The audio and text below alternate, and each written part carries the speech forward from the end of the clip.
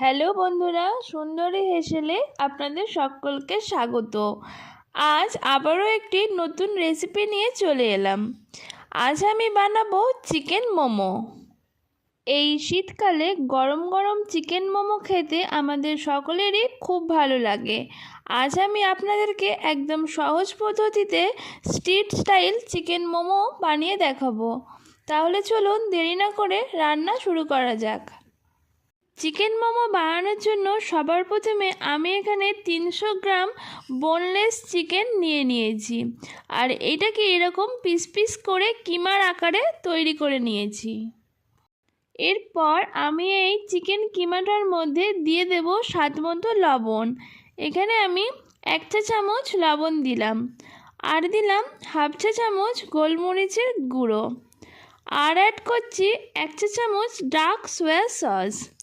এই 3 উপকরণ দেওয়া হয়ে গেলে সব কিছুকে খুব ভালোভাবে একটি চামচের সাহায্যে মাখিয়ে নেব। খুব ভালোভাবে কিন্তু আপনাদেরকে এটা মাখাতে হবে, যাতে সব চিকেনের মধ্যে মশলাগুলো ভালোভাবে লেগে যায়। আমার মাখানো কমপ্লিট হয়ে গেছে।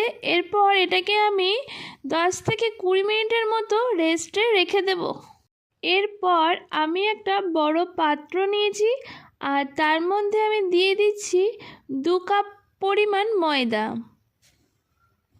আর দিচ্ছি সামান্য পরিমাণ লবণ, আর কিছুটা পরিমাণে সাদা তেল ময়াম হবার জন্য। এবার সব কিছুকে একটু ভালোভাবে হাত দিয়ে আমি মিশিয়ে নিচ্ছি, যাতে নুন আর তেলটা ভালোভাবে ময়দার সাথে মিশে যায়। এরপর আমি অল্প অল্প করে জল দিয়ে ময়দাটাকে মেখে নেব।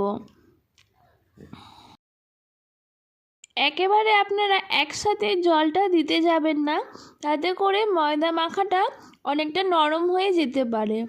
কিছুটা কিছুটা জল দিয়ে এইভাবে কিন্তু ময়দাটাকে মাখিয়ে নিতে হবে। রেগুলার রুটির চাইতে কিন্তু এই মোমোর ময়দার ডোটা অনেকটা নরম হতে হবে। দেখুন, আমার ময়দার ডোটা একেবারেই মাখা কমপ্লিট হয়ে গেছে। এরপর আমি একটু হাতে করে সাদা তেল নিয়ে এই ময়দার ডোটার ওপরে মাখিয়ে রেখে দেব, যাতে করে ময়দাটা ওপর দিকটা শুকনো না হয়ে যায়। এবার একটি ঢাকনা চাপা দিয়ে আমি এটা রেস্টে রেখে দেব। নেক্সট আমি মোমোর স্টাফিংটা তৈরি করার জন্য একটা কড়াই নিয়েছি, আর তাতে দিয়ে দিলাম পরিমাণ মতো সাদা তেল।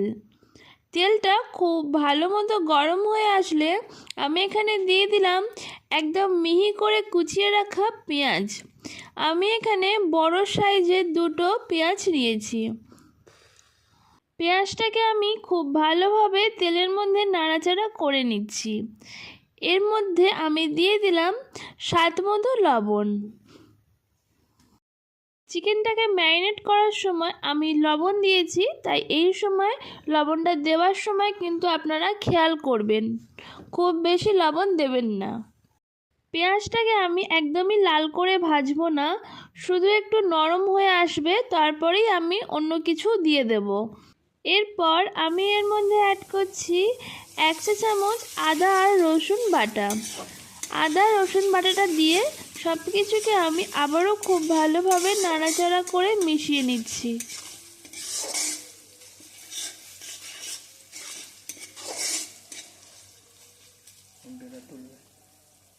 দেখুন, আমার পেঁয়াজের কিন্তু কালারটা চেঞ্জ হয়নি, নরম হয়ে এসেছে। এই পর্যায়ে আমি আগে থেকে ম্যারিনেট করে রাখা চিকেনটা দিয়ে দিলাম। চিকেনটা দিয়ে খুব ভালোভাবে সব কিছুকে নাড়াচাড়া করে ভাজতে হবে।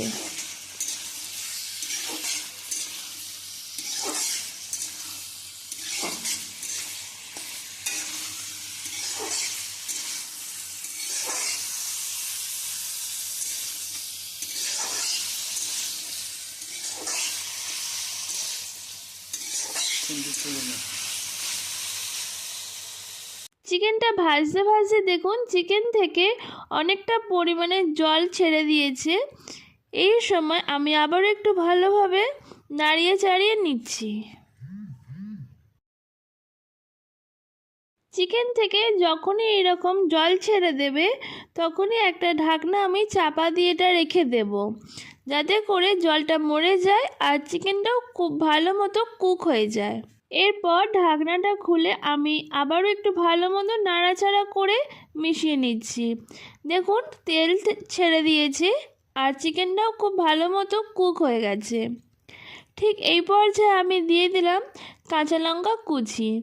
আমি এখানে মোট 3টে কাঁচা লঙ্কা কুচি দিয়েছি। ঝালটা আপনারা আপনাদের পরিমাণ মতো দেবেন। কাঁচা লঙ্কা কুচিটা দিয়ে সব কিছুকে আবারও খুব ভালো মতো নাড়াচাড়া করে নিলাম।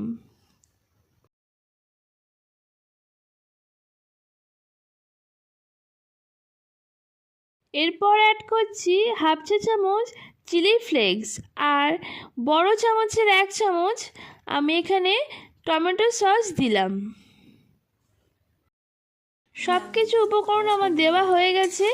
এবার সব কিছুকে আবারও ভালোভাবে আমি নাড়াচাড়া করে ভাজতে থাকবো।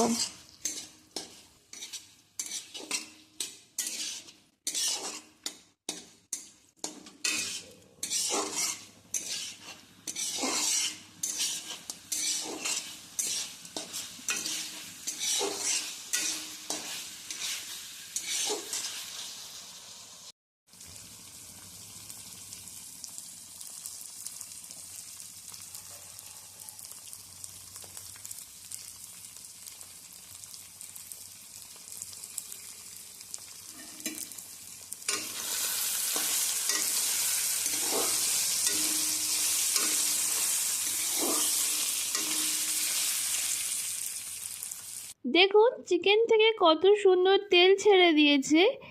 ঠিক এই পর্যায়ে আমি দিয়ে দিলাম চিকেন মশলা। এটা আপনারা চাইলে নাও দিতে পারেন, তবে চেষ্টা করবেন দেবার, এতে করে চিকেনের স্বাদটা কিন্তু অনেক ভালো আসবে। চিকেন মশলাটা দিয়ে আমি সব কিছুকে আবারও খুব ভালো মতো মিশিয়ে নিচ্ছি।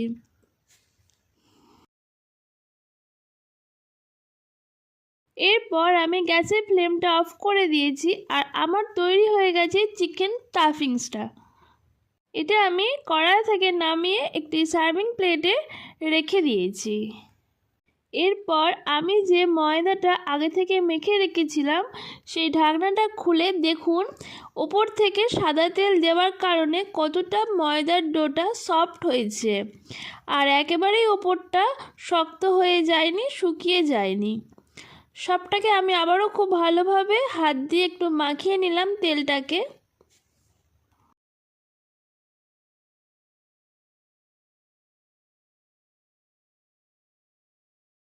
এরপর আমি এই ময়দার ডোটা থেকে এই রকম ছোট ছোট সাইজের লেচি তৈরি করে নেব।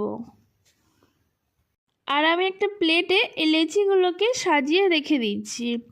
কীরকম সাইজের মোমোর লেচিটা হবে সেটা কিন্তু আমি আপনাদেরকে দেখিয়ে দিচ্ছি। একদম ছোট করবেন না, আবার একদম বড় করবেন না, এই রকম সাইজের হবে। এরপর আমি এগুলোকে বেলে নেব। এর জন্য আমি একটা বেলুন চাকি নিয়েছি আর সামান্য একটু ময়দা ছড়িয়ে আমি লেচিগুলোকে এইরকম ছোট ছোট লুচির আকারে বেলে নিচ্ছি।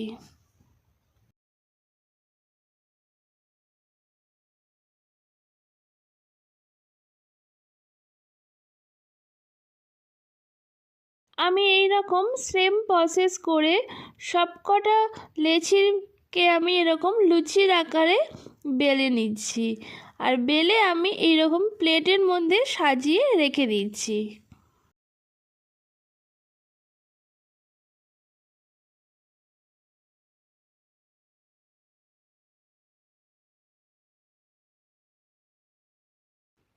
এরপর আমি কিভাবে মোমোটা তৈরি করব সেটা আপনাদেরকে দেখাচ্ছি।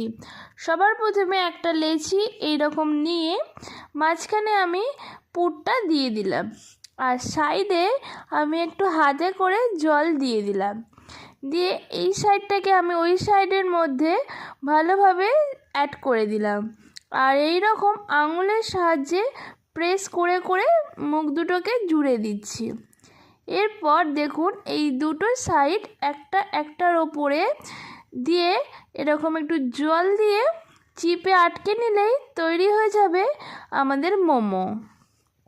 এই শেপটা খুবই সহজ, আরও অন্যান্য শেপও আছে, তবে এই শেপটা আপনারা বাড়িতে করতে পারেন, অনেক সহজেই তৈরি হয়ে যাবে। এইভাবে আমি আবারও আরেকটা মোমো তৈরি করে আপনাদেরকে দেখিয়ে দিচ্ছি। আর খুব বেশি কিন্তু পুর দিতে যাবেন না, তাতে করে মোমোগুলো কিন্তু ফেটে যাওয়ার সম্ভাবনা থাকে।